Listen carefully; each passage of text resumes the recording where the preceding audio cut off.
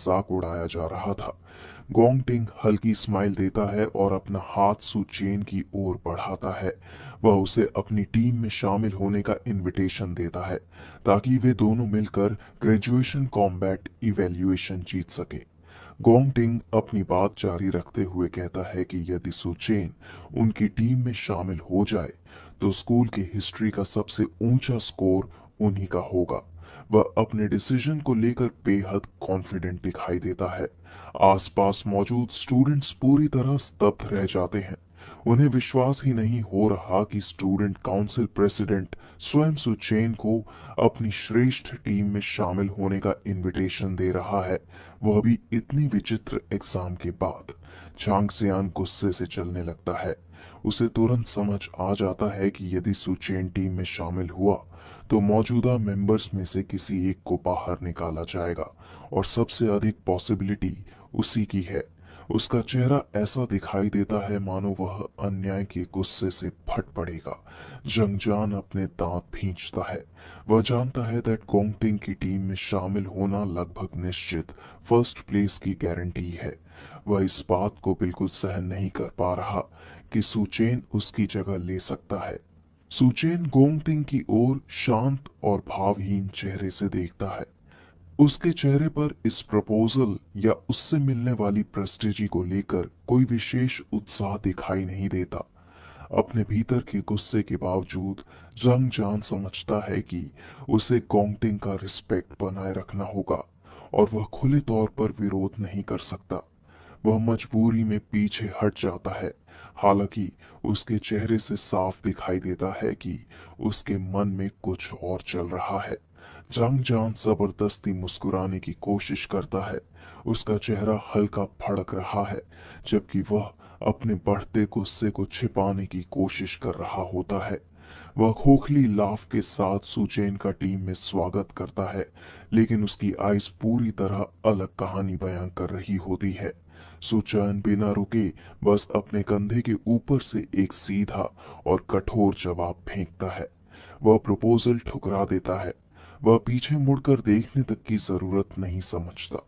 गोंगटिंग और बाकी लोग खामोशी से उसे जाते हुए देखते रहते हैं, जबकि वह साफ कर देता है कि उसका उनकी टीम में शामिल होने का कोई इरादा नहीं है।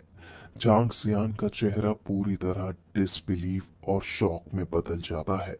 उसे यकीन ही नहीं हो रहा कि सुचैन जैसा स्टूडेंट स्टूडेंट काउंसिल प्रेसिडेंट के इनविटेशन को ठुकराकर यूं चला गया। गोंगटिंग की आईज सिकुड़ जाती है। उनमें चमकती सुनहरी लाइट और भी तीखी हो जाती है, जबकि वह सुचेन की दूर जाती हुई पीठ को देखता रहता है। वह पूरी तरह स्थिर खड़ा रहता है, सबके सामने हुए इस सार्वजनिक रिजेक्शन को शांत भाव से स्वीकार करते हुए। जंगजान अचानक फट पड़ता है। वह उंगली उठाकर सुचेन की ओर इशारा करता है और उनकी नंबर 1 रैंकेड टीम की रेप्यूटेशन के बारे में चिल्लाने लगता है, लेकिन सुचैन बिना रुके आगे बढ़ता रहता है। वह बस इतना कहता है कि उस टीम की स्ट्रेंथ का उससे बिल्कुल कोई संबंध नहीं है। सुचैन का चेहरा शैडोज में ढका हुआ दिखाई देता है और उसकी एक आई हल्की खतरनाक लाल ग्लो से दमक रही होती है। वह ठंडे टोन में कहता है कि वे लोग बहुत ज्यादा नॉइज मचा रहे हैं और उन्हें ऑर्डर देता है कि आगे से उसे परेशान न करें। उस पल के बाद से जंग जियान सचमुच गुस्से से चलने लगता है। उसका पूरा शरीर गुस्से में कांप रहा होता है और वह किसी तरह खुद को अटैक करने से रोक रहा होता है। आसपास खड़े स्टूडेंट्स फुसफुसाने लगते हैं। वे इस बात से स्तब्ध हैं कि किसी ने गोंगटिंग को सीधे मना करने की हिम्मत कैसे कर ली। वे एक दूसरे को डिसबिलीफ से देखते हैं और सोचते हैं कि आखिर सूचन में इतनी हिम्मत आई कहां से। सूचन आत्मविश्वास भरे स्थिर कदमों के साथ वहां से दूर चला जाता है, क्राउड की निगाहों को पूरी तरह इग्नोर करते हुए। दर्शकों को लगने लगता है कि शायद वह अकेले ही फर्स्ट प्लेस हासिल करने का इरादा रखता है। हाल ही के टेस्ट रिजल्ट्स से उत्साहित होकर मालोंग और उसके रूममेट्स इस स्थिति पर हंसे बिना नहीं रह पाते। उन्हें यह देखकर मजा आ रहा था कि जो घमंडी लोग कुछ देर पहले खुद को सबसे महान समझ रहे थे, वे अब कितने अपमानित हो चुके हैं। वे उन एलीट स्टूडेंट्स का मजाक उड़ाने लगते हैं जो कुछ समय पहले तक खुद को सबसे ऊपर समझ रहे थे। दूसरी ओर गोंगटिंग अपना शांत पर्सनालिटी बनाए रखता है।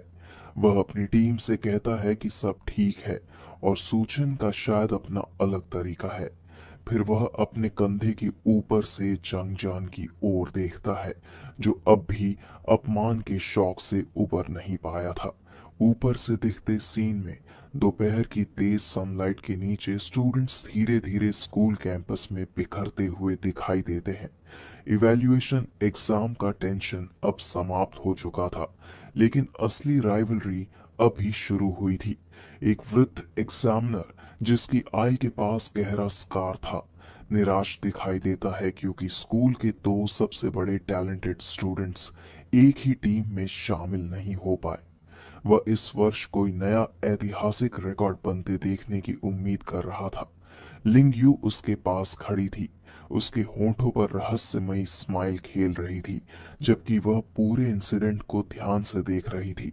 उसे यह कॉन्फ्लिक्ट किसी साधारण पार्टनरशिप से कहीं अधिक इंटरेस्टिंग लग रहा था। करीब से देखने पर लिंग यू की तेज और कैलकुलेटिव आईज साफ दिखाई देती है, जबकि वह पूरी सिचुएशन का एनालिसिस कर रही होती है। वह जानती है कि गोंगटिंग जैसी बैकग्राउंड वाले पर्सन के लिए इस तरह का सार्वजनिक रिजेक्शन सीधे वॉर डिक्लेरेशन के समान है। गोंगटिंग का चेहरा पूरी तरह शांत और भावहीन दिखाई देता है, लेकिन उसकी तीखी आईज यह दर्शाती हैं कि उसका दिमाग लगातार कुछ सोच रहा है। वह जानता है कि वह ऐसा पर्सन नहीं है जिसे आसानी से इग्नोर किया जा सके या जिससे आसानी से निपटा जा सके। उधर जंगजियान अब भी लगातार बड़बड़ा रहा होता है। वह जिद करके कहता है कि सूचन केवल मशीन एरर के कारण सफल दिखा और असल में उसकी कोई पावर नहीं है। वह मानने को तैयार ही नहीं कि वह तथाकथित कमजोर लड़का सच में सी रैंक लेवल तक पहुंच चुका है। गोंगटिंग की आइस में अचानक ठंडी और प्रेडेटर लाइक ग्लो उभरती है, जबकि वह इस कंपटीशन के बारे में सोचता है। वह किसी भी कीमत पर अपना फर्स्ट प्लेस बनाए रखने के लिए दृढ़ संकल्पित है, चाहे कोई उसके बराबर आने की कितनी भी छोटी पॉसिबिलिटी क्यों न रखता हो। चांगसियान धीरे से उसके करीब झुकता है। उसके चेहरे पर दुष्ट स्माइल फैल जाती है, जबकि वह गोंगटिंग के कान में कुछ फुसफुसाता है। वह कहता है कि वह सुचेन को ढूंढकर उसे रास्ते से हटा सकता है। वह डीमन लेयर्स में अपने बैटल एक्सपीरियंस का हवाला देते हुए दावा करता है कि वह यह काम आसानी से कर देगा। गोंगटिंग उसे थकी हुई और तिरस्कार भरी लुक से देखता है और पूछता है कि क्या जंगजियान सच में उसे इतना छोटा और घटिया पर्सन समझता है। ये सुनते ही जंगजियान तुरंत पीछे हट जाता है। उसे एहसास हो जाता है कि उसने लिमिट पार कर दी है और वह हकलाते हुए अपॉलॉजी मांगने लगता है। गोंगटिंग ग्रुप की ओर पीठ कर लेता है और कहता है कि अब उसका कैरोके जाने का बिल्कुल मन नहीं है। वह वहां से चला जाता है और बाकी टीम को दिन की बाकी प्लान्स खुद संभालने के लिए छोड़ देता है। गोंगटिंग की आई का एक क्लोजअप सीन दिखाई देता है जिसमें तेज पीली ग्लो उभर रही होती है, जबकि वह अपना अंतिम डिसीजन स्पष्ट करता है। वह कहता है कि अब से सुचेन जो भी करे उसका उससे कोई संबंध नहीं है। जांगजियान वहीं जड़ हो जाता है। उसका मुंह हल्का खुला रह जाता है, जबकि वह अपने लीडर को दूर जाते हुए देखता है। उसे इस रिजेक्शन का भार महसूस होता है, लेकिन उसका दिमाग अब किसी और दिशा में सोचने लगा है। धीरे धीरे उसके चेहरे पर फिर वही अंधेरा एक्सप्रेशन लौट आता है और उसके होठों पर एक चौड़ी भयावह स्माइल फैल जाती है। वह खुद से फुसफुसाता है कि अब वह समझ गया है। उसने गोंगटिंग की बातों को अपने रिवेंज की अनुमति मान लिया था। 10 मिनट बाद एक सफेद बालों वाला स्टूडेंट जंगजान को स्कूल के बाहर सीढ़ियों पर बैठा हुआ पाता है। वह आकर रिपोर्ट देता है कि सुचेन पहले ही स्कूल कैंपस छोड़ चुका है। सफेद बालों वाला सबो नर्डिनेट बताता है कि उसने सुचेन को यह कहते हुए सुना था कि वह थोड़ी देर के लिए घर जा रहा है। वह यह भी जोड़ता है कि सुचेन बिना खाना खाए ही सीधे निकल गया। जांग जियान अपने जूते के नीचे खाली सोडा कैन को कुचल देता है। वह तेज आवाज के साथ चकनाचूर हो जाता है। वह खुद से हंसने लगता है, जैसे उसे लग रहा हो कि स्वयं फेट ने उसे जीवन का सबसे बड़ा मौका दिया है। उसकी आइज पागलपन भरी एक्साइटमेंट से फैल जाती है और उसकी स्माइल और चौड़ी हो जाती है। वह इस बात से बेहद खुश है कि अब सुचेन स्कूल की सिक्योरिटी बाउंड्री से बाहर निकल चुका है। दूसरी ओर सुचेन शांति से चल रहा है। उसके कानों में ईयरबड्स लगे हैं। वह या तो अपने ऊपर लगी नजरों से अनजान है या फिर उन्हें पूरी तरह इग्नोर कर रहा है। वह मन ही मन सोचता है कि स्कूल से बाहर रहना उन इंसेक्ट से बेरहमी से निपटने के लिए कहीं अधिक सुविधाजनक है। वह चेन लिंक फेंस के किनारे धीरे धीरे चलता है, जबकि शहर का विशाल अर्बन लैंडस्केप उसके चारों ओर फैला हुआ है। उसका ध्यान एकेडमी की छोटी मोटी लड़ाइयों से कहीं आगे किसी बड़े गोल पर केंद्रित दिखाई देता है। तभी एक मेमोरी सीन उभरता है जिसमें सुचेन अपने पिछले लाइफ को याद करता है। एक शीर्ष गिल्ड टीम सैंटी कंट्री में स्थित एक डीमन लेयर को जीतने के मिशन पर थी। धरती टूटी हुई थी और एटमॉस्फेयर भारी अंधेरी एनर्जी से भरा हुआ था। गिल्ड टीम की शैडोज एक विशाल गुफानुमा डीमन लेयर में प्रवेश करती दिखाई देती है। अंदर उनका सामना एक ऐसे शक्तिशाली एग्जिस्टेंस से हुआ जिसे पहले कभी किसी ने नहीं देखा था। पूरा सीन एक विशाल घूमती हुई गुलाबी आई से भर जाता है जो शुद्ध ईविल से भरी हुई थी और भयावह पावर से धड़क रही थी। वह दानव था, रॉथ, सुचेन के पिछले लाइफ के सबसे बड़े खतरों में से एक। अचानक जमीन से कई आइस वाले विशाल टेंटेकल्स फूट पड़ते हैं और वे आसानी से उस श्रेष्ठ गिल्ड टीम को चीर कर नष्ट कर देते हैं। वह पूरी तरह डिस्ट्रक्शन था और अंततः वह दानव ह्यूमन वर्ल्ड में उतर आया था ताकि वहां तबाही फैला सके।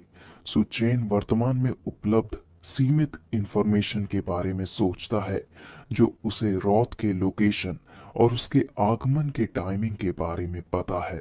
वह जानता है कि यदि उसे फ्यूचर बदलना है तो उसे बहुत जल्दी कदम उठाने होंगे, लेकिन इस प्लान की शुरुआत करने के लिए उसे सबसे पहले एक विशेष रिसोर्स हासिल करना होगा।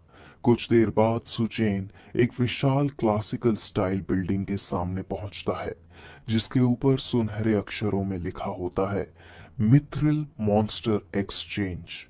वह मन ही मन स्वीकार करता है कि उसकी पहली प्रायोरिटी बड़ी मात्रा में मनी जुटाना है। वह भव्य एंट्रेंस गेट से भीतर प्रवेश करता है और सोचता है कि फ्यूचर में यही एक्सचेंज पूरे देश का सबसे बड़ा मटेरियल सेंटर बनने वाला है। लेकिन फिलहाल यह केवल एक ऐसी जगह है जहां वह अपनी प्राप्त लूट बेच सकता है। अंदर का सीन हथियारों, ढालों और आर्मर से भरा हुआ है। चारों ओर मिडिवल स्टाइल आइटम्स बिक्री के लिए सजी हुई है।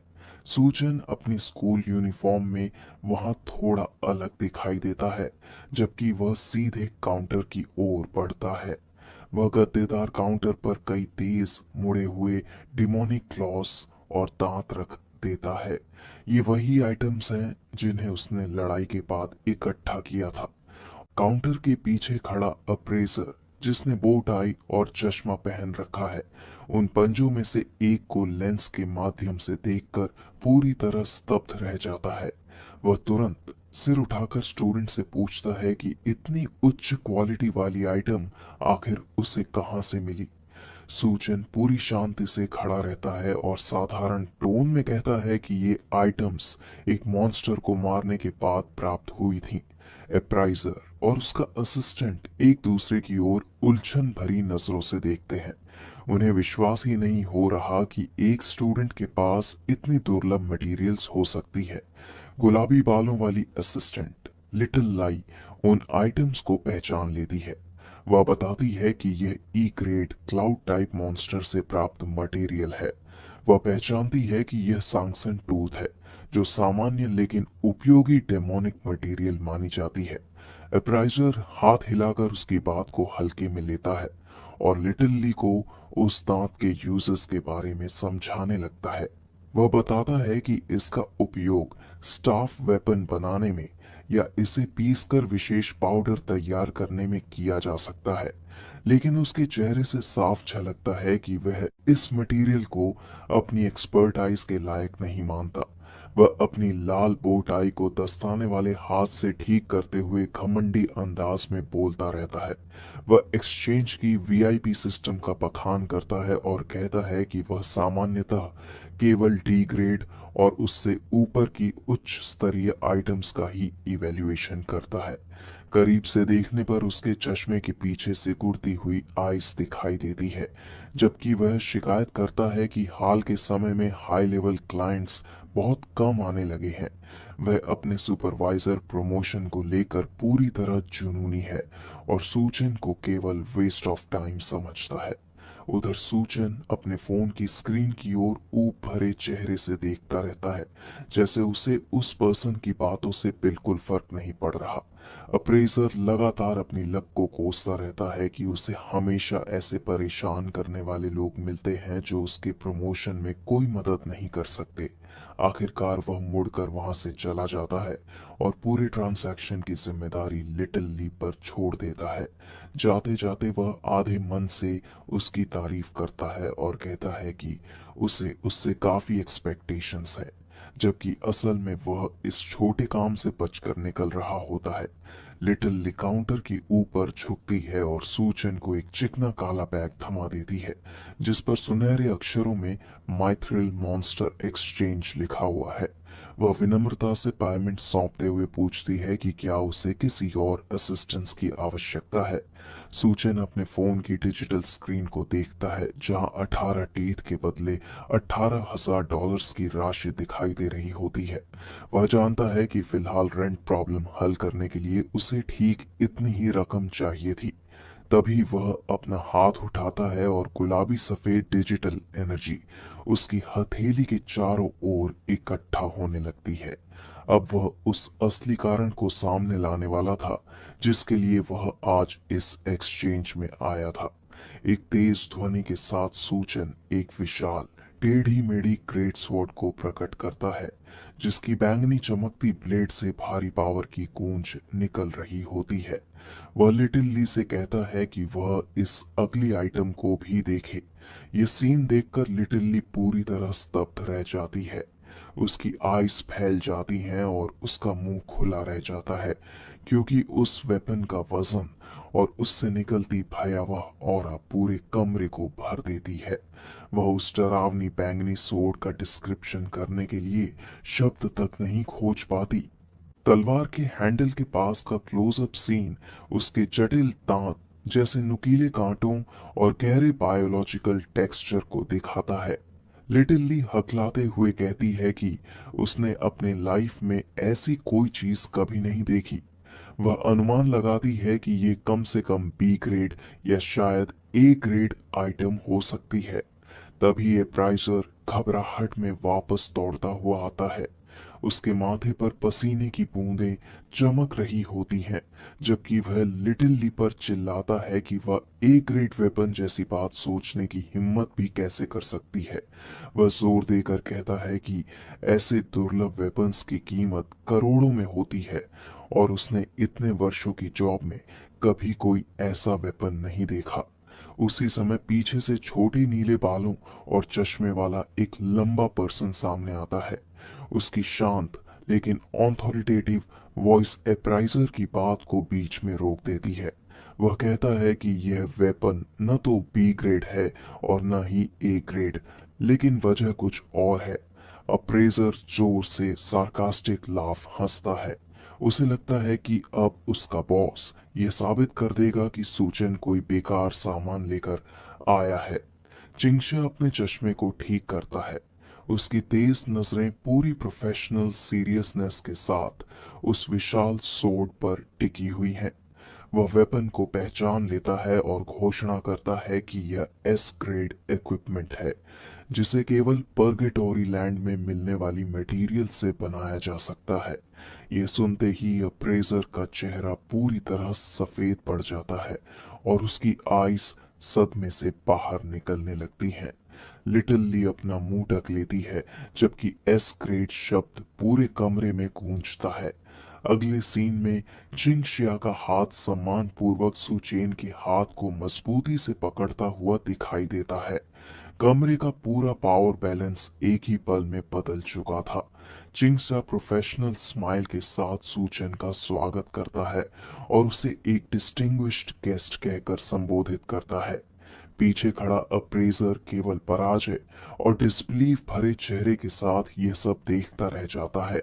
चिंगशा पीछे की ओर जाने वाले कॉरिडोर की तरफ इशारा करता है और सूचन को अधिक गंभीर डिस्कशन के लिए निजी वीआईपी रूम में चलने का निमंत्रण देता है। लिटिल ली उनके पीछे पीछे उस भारी बैंगनी ग्रेट स्वॉर्ड को उठाने के लिए संघर्ष करती हुई चलती है। जब वे दुकान के भीतर आगे बढ़ते हैं, सूचन नीले बालों वाले पर्सन को हल्की जानकार स्माइल के साथ देखता है। वह मन ही मन सोचता है कि जिस पर्सन का वह इंतजार कर रहा था, उसने आखिरकार अपना चेहरा दिखा दिया। चिंगशा का क्लोजअप सीन एक ऐसे पर्सन को दिखाता है जो शांत, इंटेलिजेंस और मिथ्रिल गिल्ड में ऊंचे पोजीशन का प्रतीक है। वह सूचन की उस प्लान की अगली कड़ी की है, जिसके माध्यम से वह आने वाले कैटास्ट्रॉफ की तैयारी करना चाहता है। ताज़ा डाली गई चाय के कप से स्टीम उठ रही होती है। मिथ्रिल एक्सचेंज के शानदार निजी लाउंज के भीतर चिंगसिया उस युवा लड़के के सामने बैठा है। वह आगे झुकता है और मेज पर रखी विशाल टेढ़ी मेढ़ी सोड को गौर से देखते हुए उसकी प्राइस पूछता है। सूचन बिना पलक झपकाए सीधा जवाब देता है, 1 मिलियन। मैनेजर पूरी तरह जड़ हो जाता है और डिसबिलीफ में उसे घूरने लगता है। वह वेपन की ओर इशारा करते हुए समझाता है कि सामान्य रैंक इक्विपमेंट भी करोड़ों में बिकते हैं, जबकि ऐसा एस रैंक वेपन खुले मार्केट में कई करोड़ों की कीमत ला सकता है। तभी सुचेन अपनी असली इंटेंशन स्पष्ट करता है। वह इसे बेच नहीं रहा, वह इस स्वॉर्ड को 1 मंथ लोन के लिए गिरवी रखना चाहता है। चिंगशा अपने चश्मे को ठीक करता है और सोचने लगता है कि क्या किसी सामान्य यूनिवर्सिटी स्टूडेंट की सोच ऐसी हो सकती है। उसे एहसास हो जाता है कि यह लड़का इस सोर्ड को स्थायी रूप से छोड़ने का कोई इरादा नहीं रखता और शायद फ्यूचर में स्वयं इसका उपयोग करना चाहता है। सूचन शांति से अपनी चाय की चुस्की लेता है, जबकि मैनेजर ये समझने की कोशिश कर रहा होता है कि उसके सामने बैठा ये युवक कोई घर से भागा हुआ अमीर लड़का है या अपनी असली पावर छिपाने वाला टैलेंटेड पर्सन।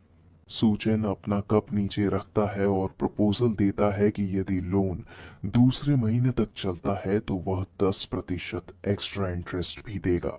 एक विशाल अपॉर्चुनिटी को महसूस करते हुए चिंगशे अपनी असिस्टेंट शाओली को कमरे से बाहर जाने का ऑर्डर देता है, ताकि वह निजी रूप से टर्म्स पर डिस्कशन कर सके।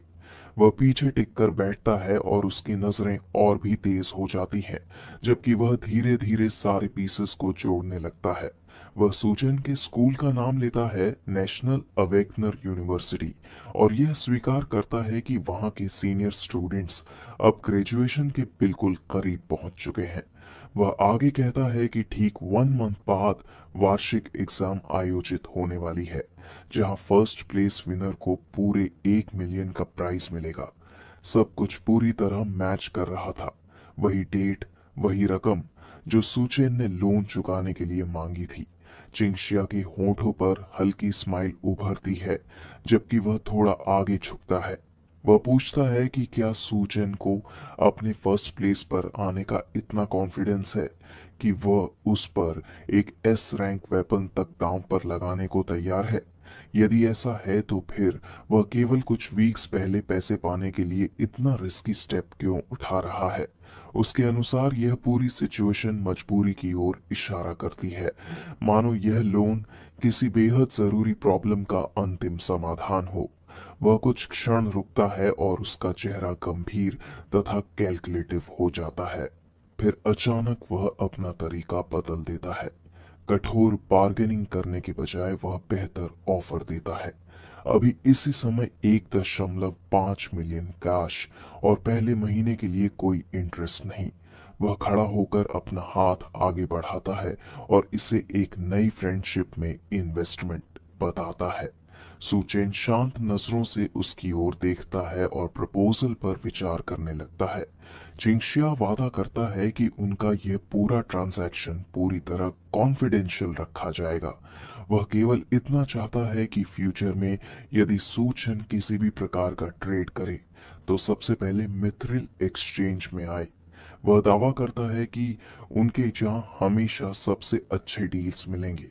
सुचेन उसे गहरी समझ भरी नजरों से देखता है। वह अच्छी तरह जानता है कि यही पर्सन भविष्य में मिथ्रिल एक्सचेंज को एक वैश्विक एम्पायर में बदलने वाला है। आखिरकार दोनों हाथ मिलाकर डील पक्का कर लेते हैं। सुचेन ये समझ चुका था कि केवल फिजिकल स्ट्रेंथ उसके अंतिम गोल को हराने के लिए पर्याप्त नहीं होगी। यदि उसे इस बार सफल होना है तो उसे अपने आसपास शक्तिशाली और भरोसेमंद एलाइज को इकट्ठा करना होगा। एक चमकता हुआ जादुई सर्कल सक्रिय हो उठता है जब कॉन्ट्रैक्ट पूरा होता है। राशि तुरंत उसके अकाउंट में ट्रांसफर हो जाती है और सुचेन अपने फोन पर 1.5 मिलियन की रकम देखकर पुष्टि करता है। जाने से पहले मैनेजर उससे एक प्रैक्टिकल क्वेश्चन पूछता है। यदि उसकी मुख्य स्वॉर्ड उनके वॉल्ट में बंद रहेगी तो वह एग्जाम में किस वेपन का उपयोग करेगा। वह प्रपोजल देता है कि वे उसे अपने स्टॉक में मौजूद हाई रैंक वेपन्स उधार दे सकते हैं, भले ही फिलहाल उनके पास कोई एस रैंक आइटम न बची हो। सुचेन बस हाथ हिलाकर कहता है, जरूरत नहीं। फिर वह अपना हाथ उठाता है। मैनेजर की भयभीत नजरों के सामने सुचेन एक और एस रैंक सोर्ड प्रकट कर देता है, जो बिल्कुल उसी सोर्ड जैसी थी जिसे उसने अभी गिरवी रखा था।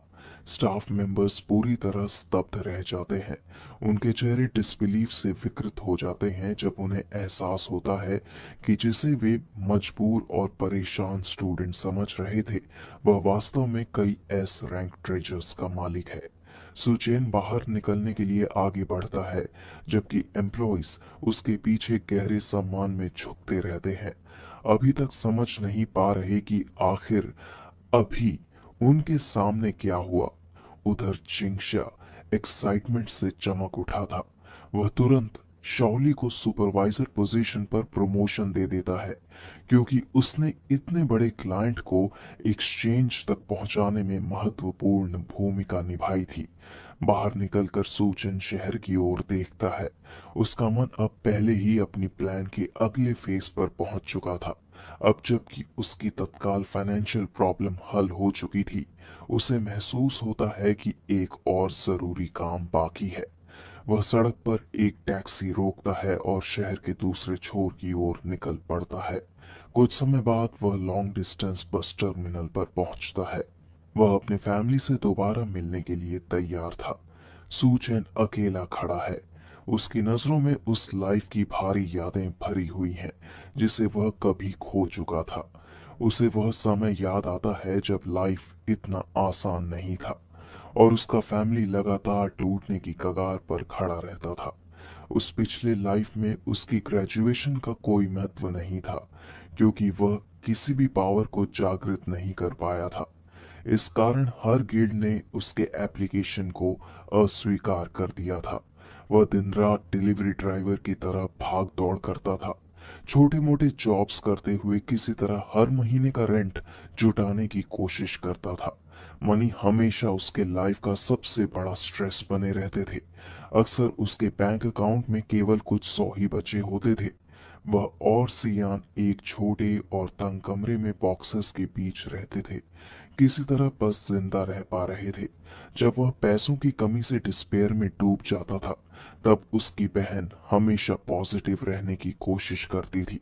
वह कहती थी कि उसे कुछ ट्यूशन वर्क मिल गया है ताकि वह मदद कर सके। वह इतनी टैलेंटेड थी कि उसे इंटरनेशनल सेंट्रल आर्ट इंस्टीट्यूट से एक्सेप्टेंस लेटर मिला था। ये किसी भी उभरते आर्टिस्ट के लिए ड्रीम कम ट्रू होने जैसा था। लेकिन सेलिब्रेशन मनाने के बजाय वह उस लेटर को खाली नजरों से देखती रही।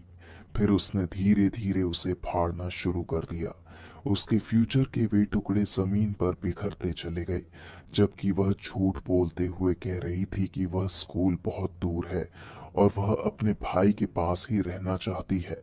वह इस बात से इतनी डरी हुई थी कि कहीं वह फैमिली पर फाइनेंशियल बर्डन न बन जाए, कि उसने फैमिली को संभालने के लिए अपने लाइफ लॉन्ग ड्रीम को खुद ही त्याग दिया। वर्तमान में वापस सुचेन बस टर्मिनल के बाहर खड़ा अपना फोन देखता है और सोचता है कि उसकी बहन को आने में इतनी देर क्यों हो रही है। तभी क्राउड के बीच से एक जानी पहचानी वॉइस उसे पुकारती है। सियान दौड़ती हुई उसकी ओर आती है। उसके जूतों की आवाज एसफल्ट रोड पर लगातार पड़ रही होती है, जबकि वह ट्रैफिक के बीच रास्ता बनाकर उसकी तरफ बढ़ती है।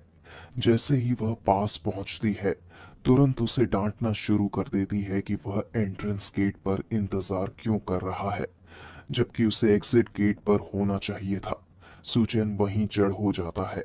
उसका दिल तेजी से धड़कने लगता है।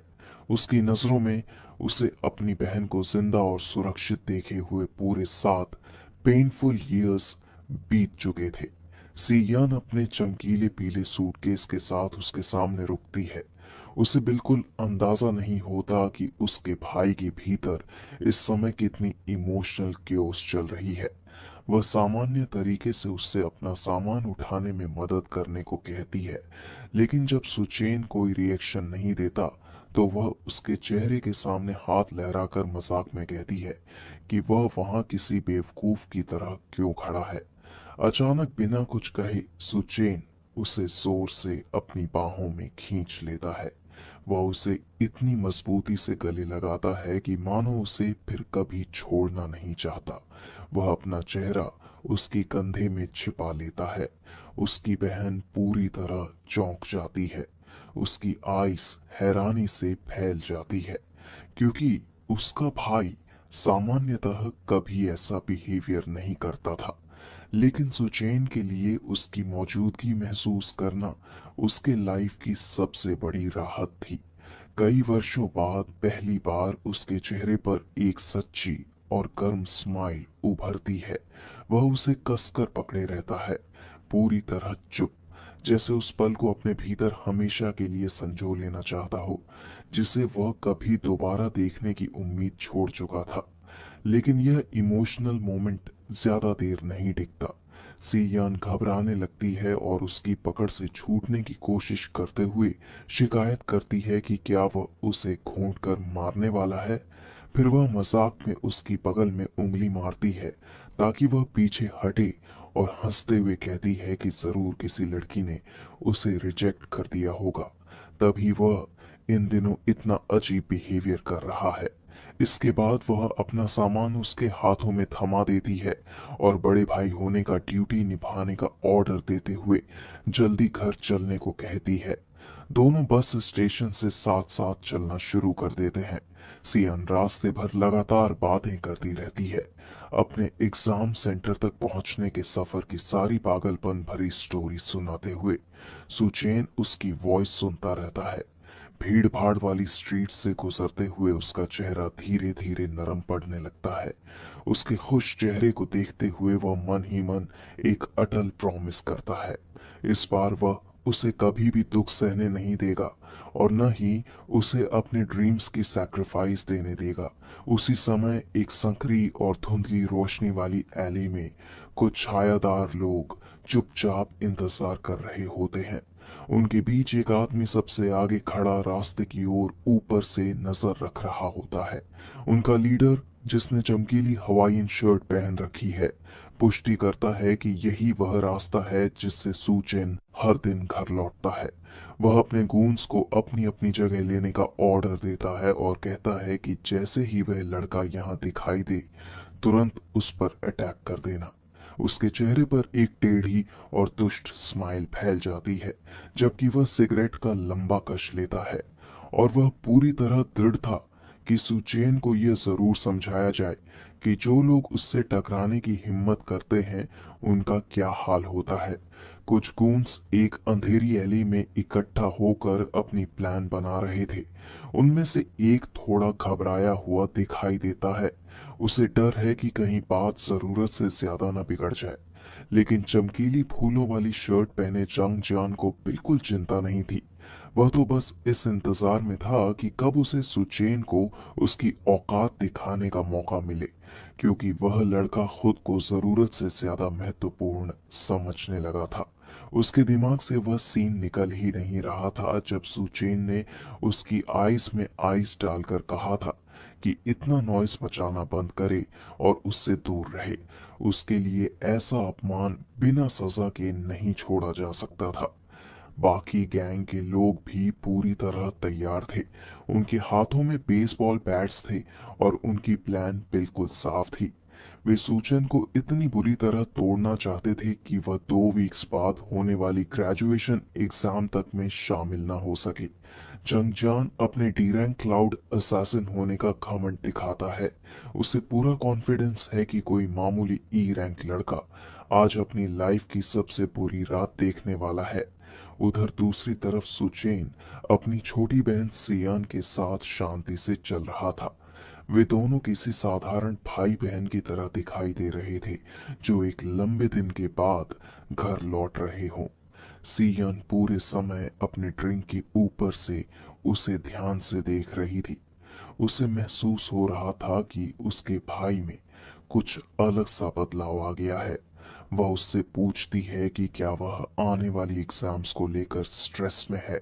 फिर वह उसे चिढ़ाते हुए कहती है कि वह तो हमेशा सीधा साधा पर्सन रहा है, जो आम तौर पर अपनी इमोशंस को खुद पर हावी नहीं होने देता। वह मजाक में उसकी ही पुरानी बातें उसे दोहराने लगती है। वह कहती है कि खुद को संभालो, लाइफ बहुत लंबा सफर है और उसमें अनगिनत अपॉर्चुनिटीज मिलते हैं। चलते चलते हल्का म्यूजिक बजने लगता है। सुचेन बस शांत होकर उस पल का आनंद ले रहा था, जबकि उसकी बहन अब भी उसके असामान्य बिहेवियर को लेकर संदेह में थी। वह मन ही मन मुस्कुराता है, यह देखकर प्रभावित होकर कि उसकी बहन कितनी समझदार है। उसे अब भी इस बात का कोई अंदाजा नहीं था कि उसका भाई अब अवेकेंड हो चुका है और उनके गरीबी वाले दिन हमेशा के लिए खत्म हो चुके हैं। सुचेन उसे भरोसा दिलाता है कि वह बिल्कुल ठीक है, लेकिन सियन उसकी बात मानने को तैयार नहीं होती। उसे लगता है कि यह बस उसका मेल ईगो बोल रहा है। सियान होंठ फुलाकर उसे छेड़ती रहती है और कहती है कि वह बड़ा होता जा रहा है और अपने चारों ओर इमोशनल वॉल्स खड़ी कर रहा है। पास की इमारतों की शैडोज में एक अंधेरी आकृति उनकी हर हरकत पर नजर रख रही थी। गैंग ने अंधेरे से उन्हें देख लिया था। उन्होंने तुरंत नोटिस किया कि सूचन अकेला नहीं है और उसके साथ एक लड़की भी है। उनके लिए यह बिल्कुल आदर्श मौका था। एक सुनसान एली जहां कहीं कोई कैमरा नहीं था। उन्हें लगा जैसे आज फेट पूरी तरह उनके साथ है। अचानक सूचेन अपने कदम रोक देता है। उसे एक जानी पहचानी स्मेल महसूस होती है और वह तुरंत समझ जाता है कि यह स्टूडेंट काउंसिल वाले लोग हैं। वह थोड़ा हैरान होता है कि उनमें सचमुच यहाँ आने की हिम्मत थी।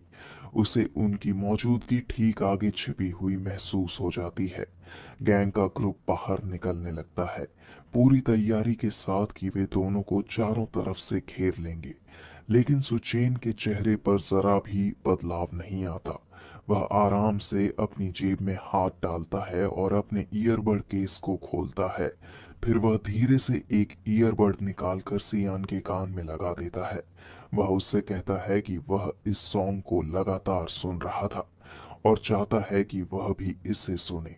वह थोड़ा उलझन में पड़ जाती है, लेकिन फिर भी उसकी बात मान लेती है।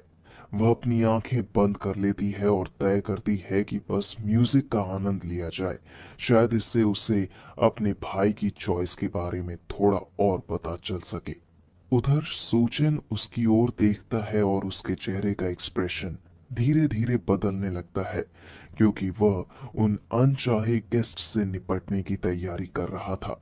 अब जबकि उसकी बहन की दुनिया पूरी तरह म्यूजिक में डूब चुकी थी, सूचन की आंखें खतरनाक नीली लाइट से चमक उठती हैं। पूरा गुंडा गैंग सामने आ जाता है और उनके सिरों के ऊपर उनकी रैंक्स चमकने लगती है। जंग जियान सबसे आगे बढ़ता है। वह एक डी रैंक वॉरियर था और उसके साथ कई ई रैंक गुंडे मौजूद थे। सियान इन सब से पूरी तरह अनजान रहती है। वह गाने के लिरिक्स में खो चुकी थी और धीरे धीरे म्यूजिक बीट पर झूम रही थी। उधर गुंडे हथियार उठाए सीधे उनकी ओर दौड़ पड़ते हैं। उन्हें बिल्कुल अंदाजा नहीं था कि वे किस चीज के सामने आ रहे हैं। अचानक सूचन के मन में अतीत की एक झलक कौंधती है। साल 2160, वह समय जब उसने अपने फैमिली के आखिरी सदस्य को भी खो दिया था। उसने पूरे 7 ईयर्स सिर्फ इस एक पल तक वापस पहुंचने के लिए संघर्ष किया था। अब वह आखिरकार अपने फैमिली के साथ दोबारा खड़ा था और यह सोचकर उसका गुस्सा उबलने लगता है कि ये घटिया लोग उस पल को बर्बाद करने की हिम्मत कर रहे हैं। उसके चेहरे पर बिजली छटकने लगती है। गुंडे लगातार आगे बढ़ते रहते हैं। उनके हथियार वार करने को तैयार थे, लेकिन वे पूरी तरह गलत मुकाबले में आ चुके थे। सुचेन पहले ही आदमी को इतनी ताकत से जमीन पर पटकता है कि सड़क का पत्थर टूटकर गड्ढे में बदल जाता है। पहले ही सेकंड से यह एक तरफा नरसंहार बन चुका था। एक गुंडा हवा में उछल जाता है और उसका हथियार उसके हाथ से निकलकर बेकार घूमता हुआ दूर जा गिरता है, जबकि उस टक्कर की शक्ति पूरी एली में फैल जाती है। उधर सियन अब भी अपनी छोटी सी दुनिया में खोई हुई थी। वह शांति से म्यूजिक सुन रही थी, जबकि उससे कुछ ही कदम दूर पूरी तबाही मची हुई थी। सूचन की मुट्ठी अंधाधुंध चमकती एनर्जी से भर उठती है, जबकि वह अपना अगला वार तैयार करता है। इन लोगों के पास उसके सामने टिकने का कोई मौका ही नहीं था। बाकी गुंडे भय से जमे खड़े रह जाते हैं, जबकि उनके साथी एक एक करके बुरी तरह टूटते जा रहे थे। उनमें से एक घबरा कर चीख उठता है। ये हिंसा की ऐसी आड़ थी जैसी उन्होंने पहले कभी नहीं देखी थी। सुचेन किसी भूत की तरह हरकत कर रहा था। उसके हर वार की आवाज गड़गड़ाहट की तरह उनकी हड्डियों पर पड़ रही थी। वह उन्हें हवा में उछाल कर ऐसे फेंक रहा था जैसे वे किसी काम के ही न हों। उसकी स्पीड और पावर दोनों ही भयावह थीं। एक और मुक्का भयानक धमाके के साथ लगता है। उसके पीछे की ताकत इतनी ज्यादा थी कि पूरी एली में झटके की लहर दौड़ जाती है। सुचेन आगे बढ़कर एक गुंडे की बांह पकड़ लेता है। उसकी पकड़ लोहे की जकड़ जैसी थी। अब वहां से बच निकलने का कोई रास्ता नहीं था। एक बेरहम मोड़ के साथ वह उसकी बांह तोड़ देता है। हड्डी टूटने की तेज आवाज पूरी एली में गूंज उठती है। वह गुंडा दर्द से चीख पड़ता है। उसका चेहरा असहनीय पीड़ा से विकृत हो जाता है। सुचेन बिजली की चमक की तरह हरकत कर रहा था। वह एक एक करके पूरे गिरोह को हवा में उछाल रहा था, जबकि उसकी बहन के कानों में एक ऐसा सॉन्ग बज रहा था जो किसी नाजुक तारे की प्रोटेक्शन करने की बात कर रहा था। चांग सियान पूरी तरह स्तब्ध खड़ा यह सब देख रहा था। उसके चेहरे से लगातार पसीना बह रहा था। उसे समझ ही नहीं आ रहा था कि एक तथाकथित ई रैंक स्टूडेंट यह सब कैसे कर सकता है। सुचेन की आंखें तेज चमक से दमक उठती है, जबकि वह दोबारा आगे झपटता है। संकरी एली में हड्डियां टूटने की आवाजें गूंजने लगती है। वह एक और बेरहम मुक्का मारता है, जिससे एक गुंडा घूमता हुआ दूर जा गिरता है। फिर वह अगले हमलावर पर भारी अटैक करता है और उसे भी एक ही वार में जमीन पर गिरा देता है। घबराहट और डर से पागल हो चुका जंगजियान आखिरकार एक कॉम्बैट नाइफ निकाल लेता है। वह पूरी ताकत से चीखते हुए खुद को समझाने की कोशिश करता है कि एक शीर्ष क्लाउड टाइप असैसिन होने के नाते उसके पास अब भी जीतने का मौका है। वह गुस्से और अंधी घबराहट में चिल्लाते हुए चाकू लेकर सीधे सुचेन पर टूट पड़ता है, लेकिन अगले ही पल सुचेन उसका अंत तय कर देने वाला वार उसके चेहरे पर दे मारता है। चाकू हवा में घूमता हुआ दूर जा गिरता है। उस पर संगजान का खून बिखरा हुआ था। एक शक्तिशाली झटका पूरी एली में फैल जाता है, जबकि वह शोर मचाने वाला लड़का किसी टूटे हुए खिलौने की तरह दूर जा फेंका जाता है। लेकिन सुचेन यहीं नहीं रुकता। वह अंधाधुंध स्पीड से आगे बढ़ता रहता है, पीछे एनर्जी की चमकती लकीर छोड़ते हुए। अगले ही पल वह एक क्रूर अपरकट मारता है, सिर्फ एक वार, इतना भयानक कि उसके दांत हवा में उड़ जाते हैं और उसका मुंह पूरी तरह खून से भर जाता है। करीब से दिखाई देता है कि अपरकट लगते ही जांग जियान पीछे की ओर पलटता हुआ उड़ जाता है, जबकि उसके सामने के दांत हमेशा के लिए उसका साथ छोड़ देते हैं। उसने सच में अपनी जिंदगी की सबसे बड़ी गलती कर दी थी, सिर्फ इसलिए क्योंकि उसने उस व्यक्ति के फैमिली को छूने की हिम्मत की थी, जो इस कहानी का सबसे खतरनाक इंसान था। दूर का दृश्य दिखाता है कि उसका शरीर धूल उड़ाते हुए दूर जा गिरता है। वह सीधा दीवार से टकराता है, मानो वहां कोई एक्सप्लोजन हुआ हो। वह मुश्किल से अपनी आंखें खोलने की कोशिश करता है, लेकिन सामने वही दृश्य उसका इंतजार कर रहा था। सूचन उसके ठीक ऊपर खड़ा था। उसकी आंखें डरावनी लाल लाइट से जल रही थीं। वह उसी चाकू को हाथ में पकड़े था, जिसे गुंडे ने उसके खिलाफ इस्तेमाल करने की कोशिश की थी। सूचन ठंडी आवाज में उसे याद दिलाता है कि उसे पहले ही वार्निंग दी गई थी कि वह दोबारा उसे परेशान न करे। उसकी नजरें बर्फ जैसी ठंडी थीं, जबकि वह पूछता है कि आखिर उस वार्निंग का कौन सा हिस्सा उसकी समझ में नहीं आया था। अंधेरे में खड़ा उसका शरीर शुद्ध भय का सिंबल लग रहा था। वह दोबारा वही सवाल दोहराता है और उनके बीच फैलती खामोशी को और भारी होने देता है। उसकी आंखों की इंटेंसिटी एक पल के लिए भी कम नहीं होती। जांग जियान अपने ही खून के तालाब में पड़ा था। उसकी पसलियां टूट चुकी थीं और उसके पैरों ने पूरी तरह जवाब दे दिया था। वह जमीन पर घिसटते हुए माफी मांगने लगता है। अब उसे आखिरकार समझ आ गया था कि सुचेन का डी रैंक इवैल्यूएशन झूठ नहीं था। सुचेन चाकू उसकी गर्दन पर दबा देता है और कहता है कि यदि उसे मरना नहीं है तो चुप रहे। जंगजान उन आंखों में देखता है और उसी पल समझ जाता है कि वह मजाक नहीं कर रहा। यह आदमी सच में उसे मार डालने के लिए तैयार था। अचानक ऐसा प्रतीत होता है मानो सुचेन के पीछे कोई भयावह दानवी शैडो खड़ी हो। जांग जियान के मन में सवाल उठता है कि आखिर एक स्टूडेंट ने कैसी जिंदगी जी होगी कि उसके भीतर इतनी भयानक हत्या की इच्छा पैदा हो गई। सुचेन उसके बिल्कुल करीब झुकता है ताकि वह उसकी हर बात साफ साफ सुन सके।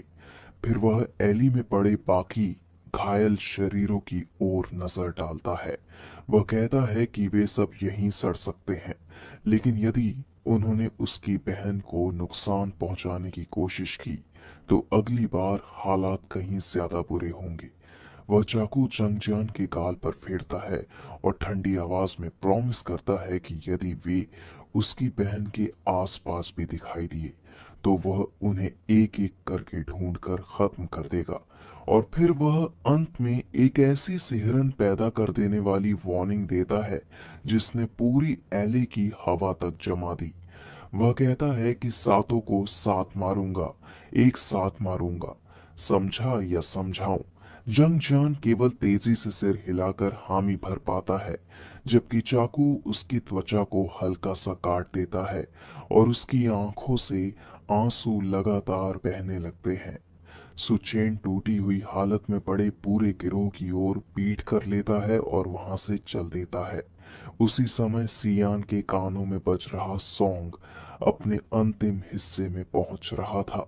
सियान अब भी धीरे धीरे म्यूजिक बीट पर झूम रही थी, लेकिन इस बार उस सॉन्ग के लिरिक्स उसके दिल को उम्मीद से कहीं ज्यादा गहराई से छू रहे थे। सॉन्ग में एक अकेले आसमान और सुबह होते ही गायब हो जाने वाली शैडोज की बात हो रही थी। वह उदासी ठीक वैसी ही थी जैसी उस समय उसके दिल में उठ रही थी। धीरे धीरे उसकी आंखों से आंसू बहने लगते हैं।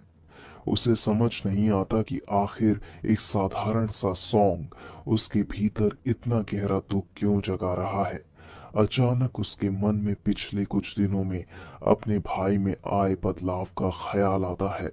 उसे लगता है जैसे उसका भाई किसी ऐसे इंसान में बदल गया हो जिसने पूरी जिंदगी तकलीफों में बिताई हो।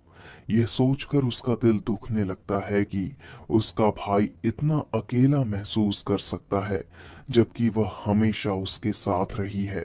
वह उसे आवाज देती है, उसकी आवाज टूट रही होती है, जबकि वह पूछती है कि क्या वह मजाक को जरूरत से ज्यादा आगे नहीं ले जा रहा। उसी पल सुचेन वापस उसके सामने आ जाता है। उसके चेहरे से सारी ठंडी कठोरता एक ही क्षण में गायब हो जाती है। वह गर्मजोशी भरी मुस्कान के साथ उसकी ओर मुड़ता है और अपनी जेब से एक छोटा लाल बॉक्स निकालकर उसकी ओर बढ़ा देता है।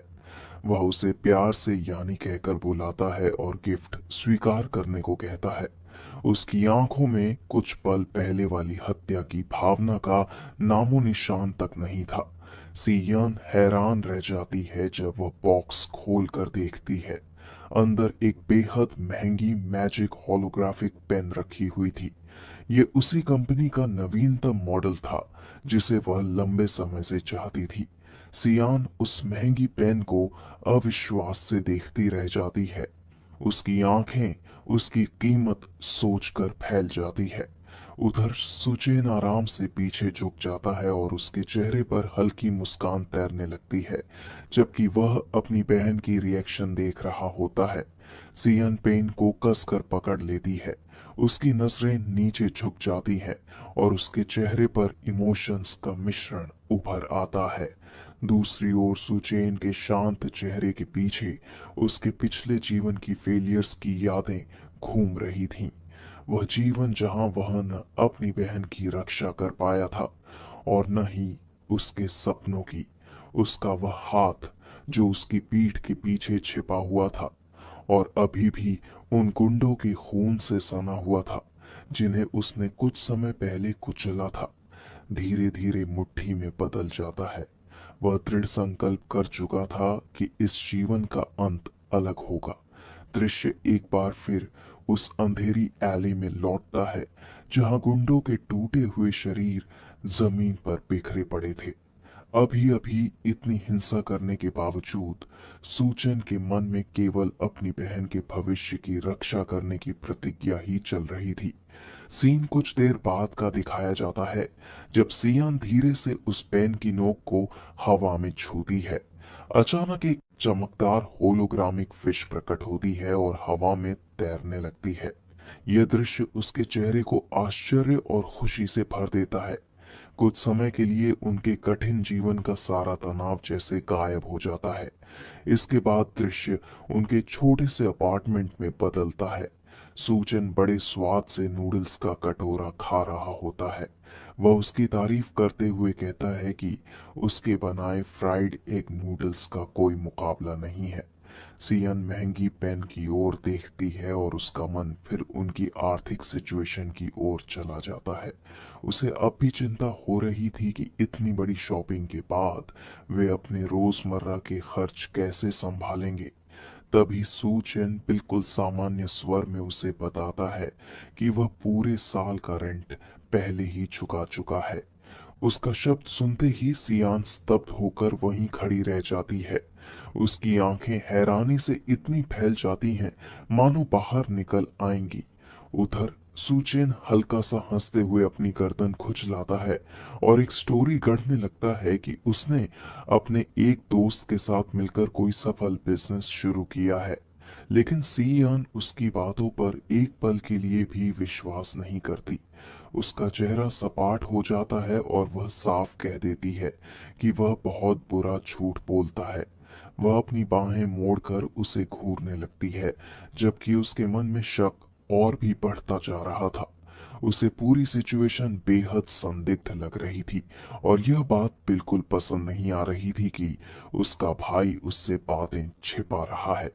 वह उसके चेहरे को ध्यान से पढ़ने की कोशिश करती है, जैसे उसकी आंखों में झांककर यह समझना चाहती हो कि आखिर वह वास्तव में क्या कर रहा है। लेकिन तभी वह उसके चेहरे पर मौजूद सच्ची और खुश मुस्कान को देखती है। उसे एहसास होता है कि बहुत लंबे समय बाद उसने अपने भाई को इतनी सच्ची शांति के साथ मुस्कुराते देखा है। उसका मन धीरे धीरे नरम पड़ जाता है। वह प्यार से अपना हाथ उसके कंधे पर रख देती है और उनके बीच का तनाव धीरे धीरे खत्म होने लगता है। वह उससे कहती है कि चाहे कुछ भी हो जाए, उसे यह ध्यान रखना होगा कि वह खुद को जरूरत से ज्यादा तकलीफ न दे। सुचेन उसकी आंखों में देखता है। उसकी नजर शांत और स्थिर थी। वह बस धीरे से उसकी बात स्वीकार कर लेता है। इसके बाद दृश्य बदल जाता है।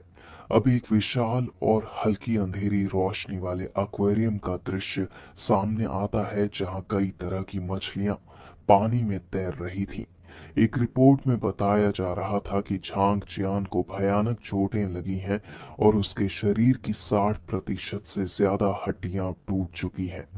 एक अकेली आकृति विशाल कांच की दीवार के सामने खड़ी थी, जिसकी परछाई नीली रोशनी में दिखाई दे रही थी। वह व्यक्ति कहता है कि चोटें इतनी गंभीर हैं कि डॉक्टर्स भी उसे 1 मंथ के भीतर पूरी तरह ठीक नहीं कर पाएंगे। गोंगटिंग मछलियों को देखता रहता है। उसका चेहरा पूरी तरह ठंडा था, जबकि वह मन ही मन जंग जियान की मूर्खता के बारे में सोच रहा था, जिसने सूचन जैसे खतरनाक व्यक्ति को चुनौती देने की गलती की थी। पास ही हरे रंग की ड्रेस पहने एक महिला शांत बैठी हुई थी। वह सुनती है, जबकि गोंगटिंग निष्कर्ष निकालता है कि जंग जियान अब ग्रेजुएशन एग्जाम में हिस्सा नहीं ले पाएगा। उसकी आवाज में बिल्कुल भी भावना नहीं थी। वह साफ कहता है कि उसकी टीम अब उन बोझों के बिना ज्यादा बेहतर रहेगी जो केवल उन्हें नीचे खींचते हैं। तभी शांत कमरे में कदमों की आवाज सुनाई देती है। एक और व्यक्ति वहां प्रवेश करता है। यह था गोंग शुआन, नेशनल अवेकनर यूनिवर्सिटी का करियर सर्विसेज डायरेक्टर। वह पहले से ही सुचेन द्वारा पैदा की जा रही परेशानियों से अच्छी तरह परिचित था।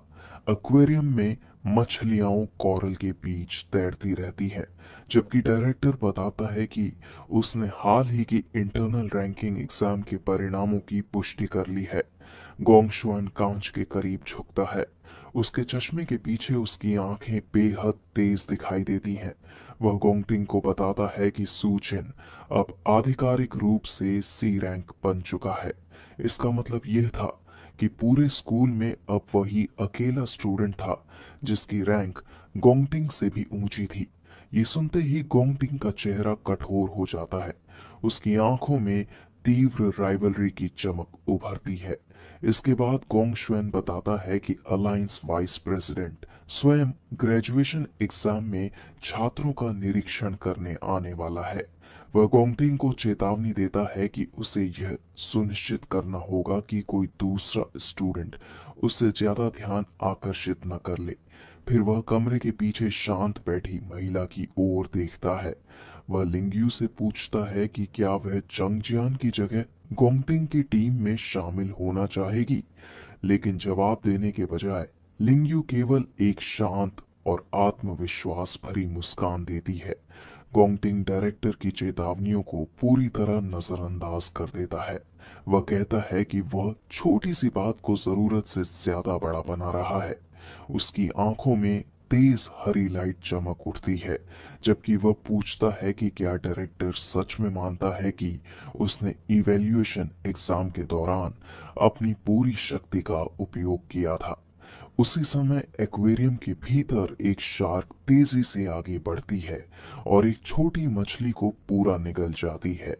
घोंघटिंग ठंडी आवाज में घोषणा करता है कि जब कॉम्बैट एग्जाम शुरू होगी तब सबको आखिरकार पता चल जाएगा कि वास्तव में सबसे ताकतवर कौन है। वह सामने की ओर घूरता रहता है। उसकी शिकारी जैसी नजर किसी दूर स्थित टारगेट पर टिकी हुई थी। उधर सूचन गर्म पानी के शावर के नीचे खड़ा था।